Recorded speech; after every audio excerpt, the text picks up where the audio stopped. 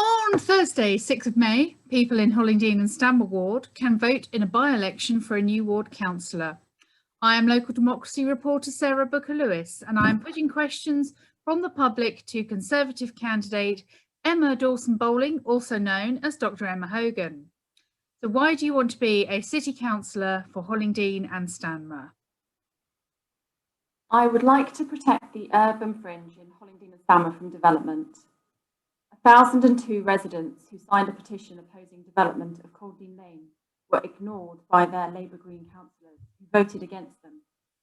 I'm standing to give residents their voice in council. The ward has been neglected by the Labour Greens, with many parts of the public realm in a poor condition. The city has a £1 billion budget, and I would like Hollingdean and Stanmer to get their fair share of attention. And what will you bring to this role? As a doctor working within the NHS locally, I quickly came to realise that mental health problems tend to arise from the environment, and by that I mean our local environment. If you improve that, then with it you can improve well-being. What we all ultimately want is to be happy and healthy. I would like to find some ways to make changes to the environment using both my professional skills and local knowledge. I also believe that if decisions are being made about our health, a doctor should be at the table.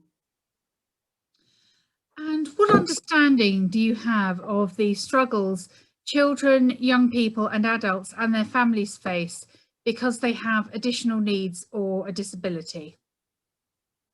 I have a lot of experience because in my day job, I often have to advocate for patients who are experiencing mental health issues, but also experiencing adversity, which could be homelessness, physical health problems, addictions, poverty, and often difficulties with their own families. I meet with these people when they're at their lowest and looking for help. I've developed resilience and skills needed to do this, and I would really like to use these to speak out for the needs of all the residents in Hollingdean and Stanmer. And to what extent do you support the trend of building more homes on busy, polluted roads, exposing more people to pollution? A tricky question. The development in the city centre on brownfield sites leads to less pollution, not more. The houses are closer to the city centre and people have a reduced need for cars. Conversely, Labour and Greens' policy of developing on the Hollingdean and Stanmer urban fringe will create more pollution as residents will need to commute by car to the centre. As the council's own statistics show, there are more than enough brownfield sites to meet the city's minimum housing target without building on the urban fringe. And how can you ensure that residents of Saunders Park don't get forgotten, as the area is very seldom mentioned or factored into Hollingdean and Stanmer ward? There's no meeting space, no focus or strategy for the area, and it is densely packed. As a councillor, I would ensure that a notice of motion is brought forward at July full council meeting to kickstart the action plan for Saunders Park. The Labour Green Council has wasted 76% of its debating time for notices of motion, raising national and international matters. I would make sure the council used its time to debate local matters, not matters outside its city's council control. Saunders Park residents would no longer feel overlooked.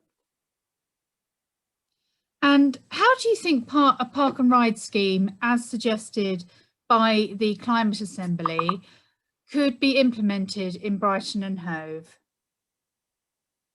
So I would be concerned generally about the principle of concrete over the green space for a car park, which may not be used, especially given the amount of precious natural green space that the Green Party and Labour are concreting over at present as part of their housing coalition agreement.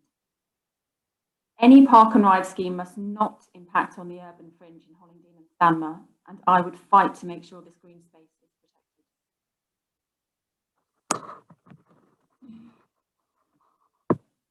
protected. So what would you like to do to improve transport equality in the city for the 40% of households who do not have access to a car?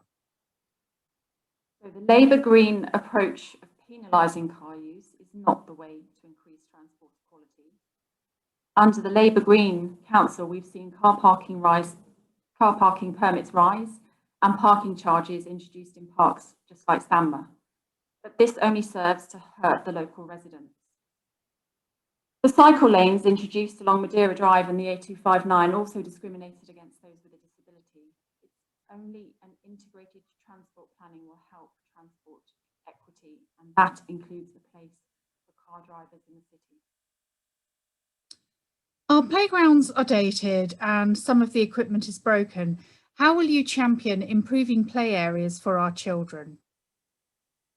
So it's long been known that Conservative councillors have had success in campaigning for improvements to playgrounds. The main reason for this is that they don't focus on ideological issues such as nuclear disarmament in the city of Brighton and Hove, but spend more time on local council matters. In budget negotiations, the Conservatives have delivered £7.17 million to improve the state of the city, compared to just under £500,000 by the Labour and Greens. As a Conservative voice for Hollingdean and Stanmer, I would do the same. There are no youth group clubs in the area. What would you do to give teenagers something to do? So, being the mother of a teenage daughter myself, I often hear her talking about how she would change her environment. So I would ask all the local teenagers to have their say and hopefully their longer term involvement in any schemes we could start together. Meanwhile, there are fantastic local organisations in the ward, which I know well through my work as a doctor in mental health, and I promote these locally and ensure teenagers are aware of the opportunities that are already available to them. And what action would you take to tackle dog waste on our street? Well, as a responsible dog owner myself, I see this on a daily basis when I'm out walking my dogs. It's a huge health hazard, a huge problem, but it's really easily sorted. The answer is more bins. It's as simple as that. The Conservative group on council has a major focus on improving the state of the city. And as part of that £7.17 million secured through budget negotiations, they've managed to secure replacement bins. The council has only issued one fine for dog fouling in 6 months, suggesting that there's also an enforcement problem. Now, rubbish. What are you going to do about the rubbish problems, the missed collections and people dumping their rubbish in communal bins? Yes, we are rubbish at rubbish. It's well known that the refuse and recycling collection services in Brighton and Hove are well behind those of the other surrounding local authority areas, none of which are run to the far left principles we see here. Bringing the in-house service into the 21st century to stop waste mismanagement, overspends and the general lack of morale at City Clean is desperately needed. And finally, what will you do to make yourself known as an active part of the Hollingdean and Stanmer community? So, as a doctor working in mental health locally, I would describe myself as a good listener, also an advocate, and if I can't sort it, I will find someone who can. I'll do whatever is necessary to achieve this, either by working with individual local residents or local groups. I hope residents will support me to be the Conservative voice for Hollingdean and Stanmer ward. I will properly represent the views of local residents, the voices of which have been ignored for too long. Emma Dawson-Bowling, Dr. Hogan, Conservative candidate for Hollingdean and Stanmer. Thank you for your time. Thank you.